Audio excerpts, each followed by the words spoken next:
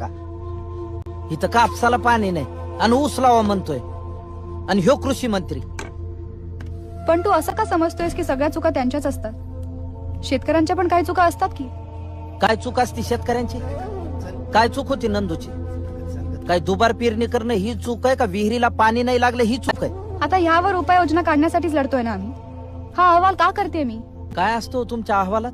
हेच की शेतकरी कर्ज काढून लग्न लावतो पोरींचं. अरे तुमच्या एका वर्षाच्या शेंबड्या पोराच्या बर्थडे पार्टीवर तुम्ही हजारो रुपये खर्च करता, लग्नापेक्षा जास्त. त्याचं काही नाही होय.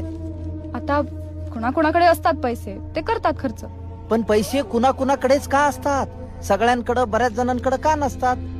आमच्या बटाट्याला 2 रुपये भाव आणि तुम्ही 4 वेफर पाकिटात टाकून 10 रुपयाला विकणार. आमचा कांदा सडला तरी विकला जात नाही आणि शहरात कांदा भेटत नाही, असं का? शेतकऱ्याने काय फक्त पेरायचं न उगवायचं एवढंच जग नाही त्याचं? त्याच्या घरी कुणी आजारी पडत नाही? त्याला पुरी उजवायच्या नसतात? दरवर्षी 5-50 हजार रुपये मातीत टाकून दाखवा.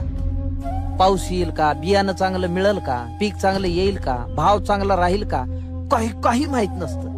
आणि असं असताना हजारोचं खत आणि बी बियाणं मातीत टाकून आयुष्याचा जुगार खेळणं जमल तुम्हाला मॅडम? आमच्या कापसाचा भाव ठरवता तुम्ही आणि 5 पैसे प्रोडक्शन कॉस्ट असलेले इंजेक्शन तुम्ही 1000ला विकता. तेव्हा विचारता का? मोबाईलचे ठरवता का हमी भाव? शीतपेयांची करता का प्रतवारी? कापसाची करता तशी? फार छोटे प्रश्न आहेत मॅडम आमचे. आम्हाला चांगलं बियाणं द्या, मुबलक पाणी द्या, आमच्या पोराच्या चांगल्या शिक्षणाची, आरोग्याची सोय करा आणि आमचं बी जगणं मान्य करा.